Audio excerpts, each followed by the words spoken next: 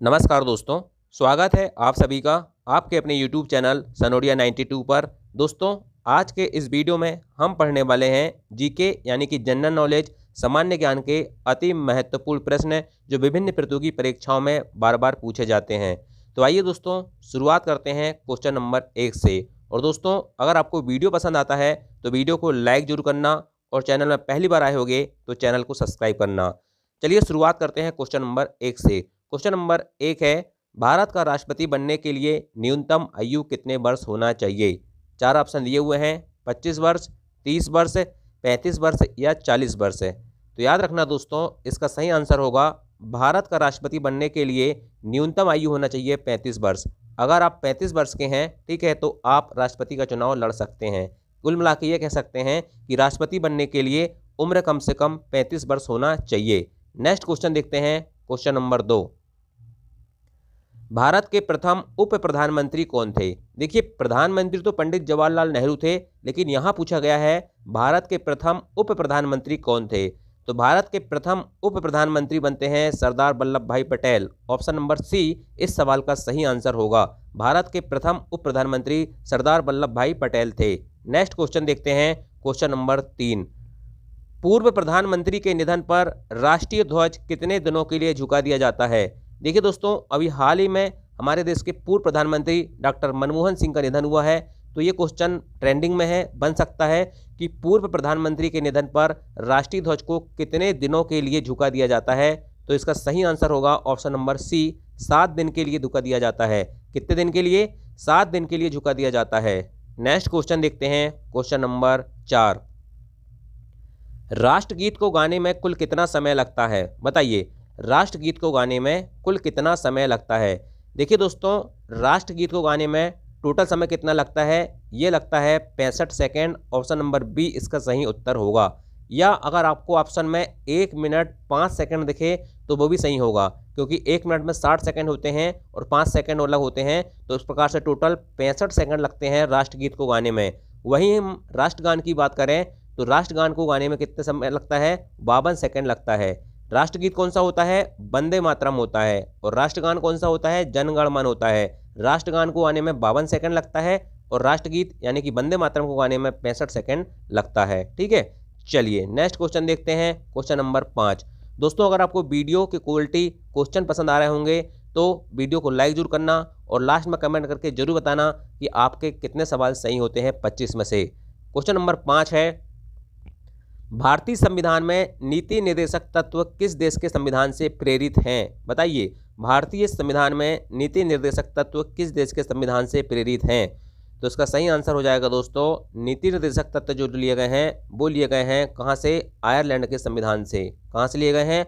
Ireland के संविधान से लिए गए हैं। ऑप्शन नंबर सी इस सवाल का सही आंसर होगा। अगला सवाल देखते हैं, सवाल नंबर 6। मनुष्य ने सबसे पहले किस धातु का प्रयोग किया था? मनुष्य ने सबसे पहले किस धातु का प्रयोग किया था? लोहा, तांबा, चांदी या सीसा?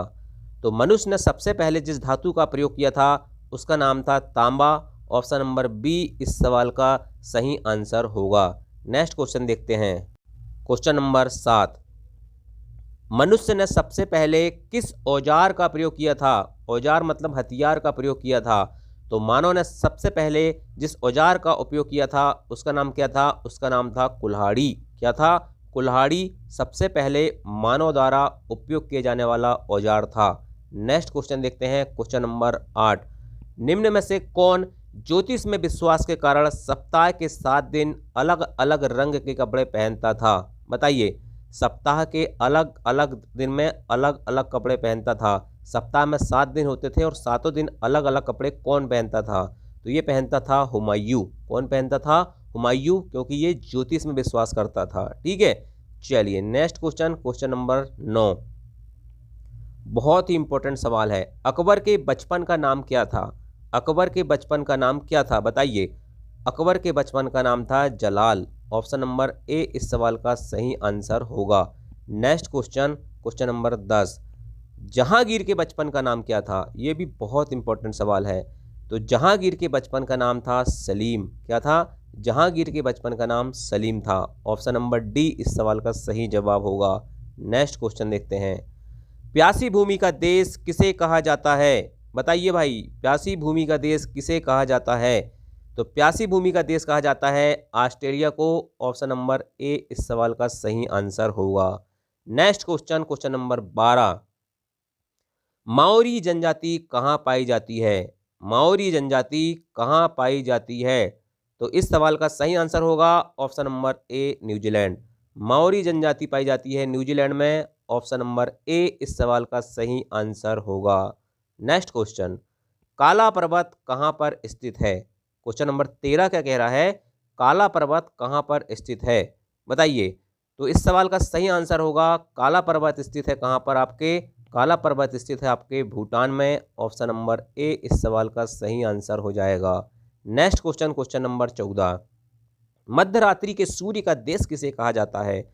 मध्य रात्रि के सूर्य का देश किसे कहा जाता है? तो इसका सही आंसर हो जाएगा नॉर्वे। ऑप्शन नंबर ए इस सवाल का सही आंसर होगा। नॉर्वे को मध्य रात्रि के सूर्य का देश कहा जाता है। नेक्स्ट क्वेश्चन, श्वेत महाद्वीप के नाम से किसे जाना जाता है? श्वेत महाद्वीप के नाम से किसे जाना जाता है? तो इस सवाल का सही आंसर होगा अंटार्कटिका। ऑप्शन नंबर डी इस सवाल का सही आंसर हो जाएगा। अंटार्कटिका में क्या होता है? वर्ष भर बर्फ जमी रहती है और बर्फ सफ़ेद रंग की होती है, इसलिए इसे श्वेत यानी कि सफ़ेद महाद्वीप कहा जाता है। नेक्स्ट क्वेश्चन, चांदी का सबसे बड़ा उत्पादक देश कौन सा है? चांदी का सबसे बड़ा उत्पादक देश कौन सा है? तो इस सवाल का सही आंसर होगा ऑप्शन नंबर ए मैक्सिको। ठीक है, मैक्सिको जो है चांदी का सबसे बड़ा उत्पादक देश है। नेक्स्ट क्वेश्चन, पेरिस किस नदी के तट पर स्थित है? पेरिस किस नदी के तट पर स्थित है? बहुत बार पूछा गया ये सवाल है। तो पेरिस दोस्तों याद रखना सीन नदी के तट पर स्थित है। ऑप्शन नंबर ए इस सवाल का सही आंसर होगा। Next question, question number 18। Bharat के किस शहर में जंतर और मंतर स्थित है? बताइए, भारत के किस शहर में जंतर मंतर स्थित है? इसका सही आंसर होगा ऑप्शन नंबर ए दिल्ली। याद रखना दिल्ली में जंतर मंतर स्थित है। जंतर मंतर और शहरों में स्थित है, अगर आपको पता होगा तो कमेंट करके जरूर बताना। नेक्स्ट क्वेश्चन, अगले ओलंपिक खेल 2028 में कहाँ आयोजित होंगे? इसको आप 5 स्टार क्वेश्चन लगा लो। अगर आप कोई भी एग्जाम की तैयारी कर रहे हो तो बहुत ही ज़्यादा इंपॉर्टेंट क्वेश्चन है ये। अगले ओलंपिक खेल 2028 में कहाँ आयोजित होंगे? इसका सही आंसर होगा option number B Los Angeles. ठीक है, लॉस एंजल्स में अगले ओलंपिक खेल आयोजित होंगे 2028 में। नेक्स्ट क्वेश्चन, रणजी ट्रॉफी का संबंध किस खेल से है? रणजी ट्रॉफी का संबंध किस खेल से है? बहुत आसान सवाल है ये, लेकिन उनके लिए जो क्रिकेट खेलते हैं, क्योंकि रणजी ट्रॉफी का संबंध किससे है? क्रिकेट से है। लेकिन जो क्रिकेट नहीं खेलते, ठीक है, उनको ये सवाल थोड़ा जानने की ज़रूरत पड़ती है।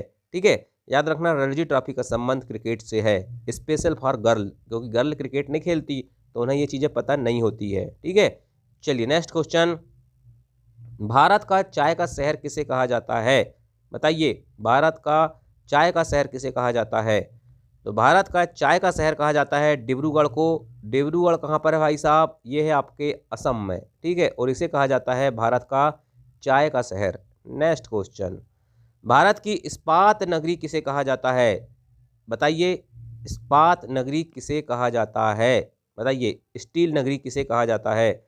तो भारत की इस्पात नगरी, स्टील नगरी कहा जाता है जमशेदपुर को, और ये जमशेदपुर कहाँ पर है? झारखंड में है। नेक्स्ट क्वेश्चन देखते हैं, क्वेश्चन नंबर 23। क्वेश्चन नंबर 23 क्या कह रहा है? राष्ट्रीय युवा दिवस कब मनाया जाता है? राष्ट्रीय युवा दिवस कब मनाया जाता है? तो राष्ट्रीय युवा दिवस मनाया जाता है 12 जनवरी को, और इसका ऑप्शन नंबर ए सही आंसर होगा। क्यों मनाया जाता है? क्योंकि इस दिन स्वामी विवेकानंद का जन्मदिवस रहता है। हैप्पी बर्थडे आप स्वामी विवेकानंद जी, इसलिए राष्ट्रीय युवा दिवस मनाया जाता है 12 जनवरी को। नेक्स्ट क्वेश्चन, राष्ट्रीय विज्ञान दिवस कब मनाया जाता है? बताइए, राष्ट्रीय विज्ञान दिवस कब मनाया जाता है? राष्ट्रीय विज्ञान दिवस मनाया जाता है 28 फरवरी को। ठीक है, किसके जन्मदिन के अवसर पर मनाया जाता है? सी वी रमन चंद्रशेखर वेंकट रमन के जन्मदिवस के अवसर पर 28 फरवरी को राष्ट्रीय विज्ञान दिवस मनाया जाता है। नेक्स्ट क्वेश्चन है, बोनस लाइन शब्द किस खेल से संबंधित है? बोनस लाइन शब्द किस खेल से संबंधित है? तो इसका सही आंसर होगा option number D, kabaddi. Kabaddi से संबंधित है बोनस लाइन। ठीक है, चलिए दोस्तों 25 में से आपके कितने सवाल सही हुए हैं कमेंट करके बताना। और एक सवाल जैसा कि मैं आपसे हमेशा पूछता हूं लास्ट में, इसका आंसर आपको कमेंट करके बताना है। सवाल है, वर्तमान में भारत के रक्षा मंत्री कौन है? ओम बिरला, अमित शाह, नरेंद्र मोदी या राजनाथ सिंह? 4 में से कौन सा आंसर सही होगा कमेंट करके जरूर बताना। वीडियो पसंद आया होगा तो वीडियो को लाइक करना। रोज इसी प्रकार के जीके के क्विज के लिए, शानदार क्वेश्चनों के लिए, परीक्षा में बार बार पूछे जाने वाले सवालों के लिए चैनल को सब्सक्राइब जरूर करना। Thank you.